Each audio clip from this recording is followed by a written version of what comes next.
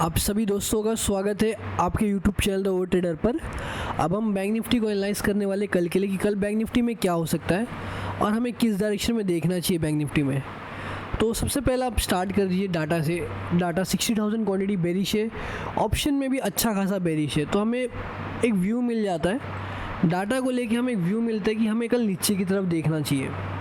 नीचे की तरफ देखेंगे तो कहाँ से देखना चाहिए वो इम्पोर्टेंट होता है।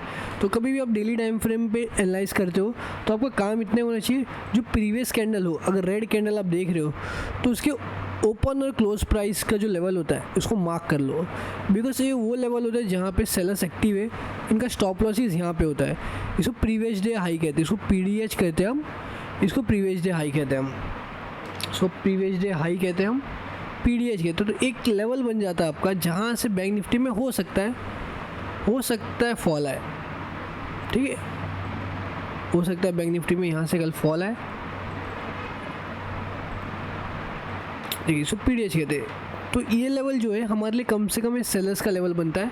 यहाँ पे हमें सेलिंग साइड देखना चाहिए, हमें बाइंग साइड नहीं देखना है, हमें यहाँ पे सेलिंग साइड देखना है, इन लेवल से लेके इन लेवल्स तक। वही मोस्ट ऑफ द टाइम इसी तरीके से बैंक निफ्टी में मूवमेंट्स आते हैं। प्रीवियस डे हाई टेस्ट होता है। अभी देखिए एक भी हाई, सारे के सारे हाई स्पेंडिंग पड़े हुए। देखिए अप साइड में देखेंगे तो कितने सारे हाई स्पेंडिंग पड़े। बड़े लोगों का स्टॉप लॉसेस एक्चुअल में है कहाँ पे, तो सबके स्टॉप लॉसेस यहाँ पे। अब करंट स्टॉप लॉसेस इस हाई के पास में है। अब 4 आवर के टाइम फ्रेम पे हम आते हैं तो हमें 4 आवर के टाइम फ्रेम में सेम रूल फॉलो करना है। हमें ढूंढना है एक ऐसा एरिया जहाँ पे सबके स्टॉप लॉसेस अवेलेबल है, सबके स्टॉप लॉसेस इन लेवल्स पे अवेलेबल है।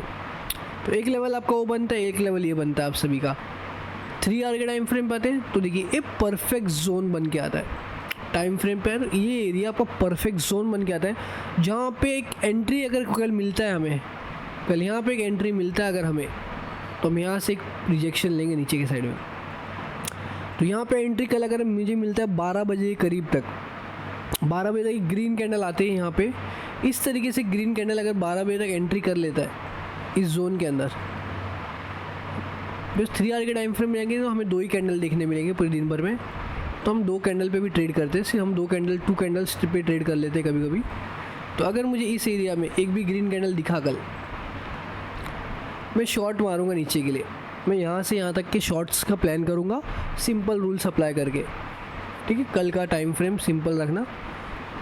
1 आवर के टाइम फ्रेम में अब आते। 1 आवर के टाइम फ्रेम का रूल बहुत सिंपल सा है। करंटली आपका सबसे बड़ा सेलर 1 आवर के टाइम फ्रेम पे इस जोन पे, उसने जोन थोड़ा एडजस्ट कर लिया है, इस समय सेलर का एरिया ये भी है, इस समय सेलर इस एरिया पे भी बैठा हुआ है। सो कल का गैप डाउन, अगर कल गैप डाउन होता है बैंक निफ्टी में, कल पॉसिबल हो अगर गैप डाउन होता है, सो मैं थोड़ा ये 2 लेवल्स पे ध्यान दूंगा, बिकॉज मेरे को दोनों लेवल्स पे ध्यान देना है।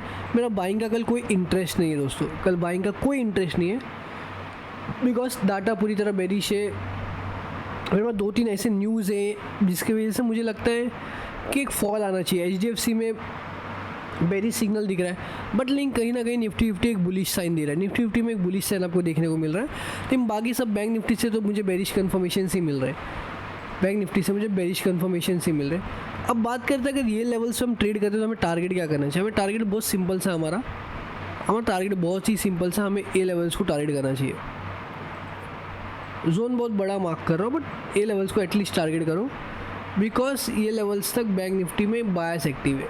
इसके पहले बायर एक्टिव नहीं है, इन जोन के पास बायस एक्टिव है। सो अगर आप कैलकुलेट भी करोगे ना, जिस तरह मैं ट्रेड करता हूँ, यहाँ से यहाँ तक का ट्रेड का मतलब है 627 पॉइंट। तो deep in the money option selling करोगे तो आपको कितना पैसा मिलेगा? आपको 600 पॉइंट में 500 पॉइंट तो आराम से मिल जाएंगे। ये लॉजिक पे काम करता हूँ मैं। 600 पे 500 पॉइंट मिल जाएंगे तो और क्या चाहिए आपको? 600 पे 500 पॉइंट अगर आपको मिल जाए तो और क्या चाहिए आप सभी को? बस इतने, ये सिंपल ट्रेडिंग स्टाइल है हमारा। हम कुछ ज़्यादा प्रॉब्लम्स लेते ही नहीं है, हम बहुत सिंपल ट्रेडिंग करते हैं, बिकॉज सिंपल ट्रेडिंग में पैसा बनता है। ज़्यादा आप परेशान हो गए तो आपका पैसा नहीं बनेगा। मैं 21 में टाइम फ्रेम पे भी ट्रेड करता हूँ, कोई 21 में टाइम फ्रेम पे ट्रेड नहीं करता, मैं टाइम फ्रेम्स पे ट्रेड करता हूँ। देखिए मेरे को 1 मिनट बिल्कुल पसंद नहीं है, इसको मैं निकाल देता हूँ, बिकॉज 1 मिनट बिल्कुल नहीं, 3 मिनट्स भी नहीं पसंद है, 5 मिनट भी बिल्कुल नहीं पसंद है ट्रेडिंग्स के लिए। मेरा 1 आवर मेरे को 1 आवर 21 मिनट्स पे पसंद है, 1 आवर के ऊपर तो बहुत ज़्यादा पसंद है ट्रेडिंग करना, बिकॉज जितना कम देखता हूँ मार्केट उतना ज़्यादा पैसा बना के ले आता हूँ।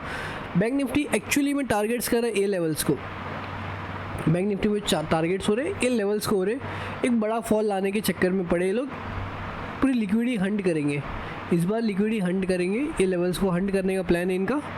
तो लेट्स सी देखते क्या होगा कल बैंक निफ्टी में, बट रूल्स फॉलो करते हुए कल मुझे बेरिश ट्रेड करना है।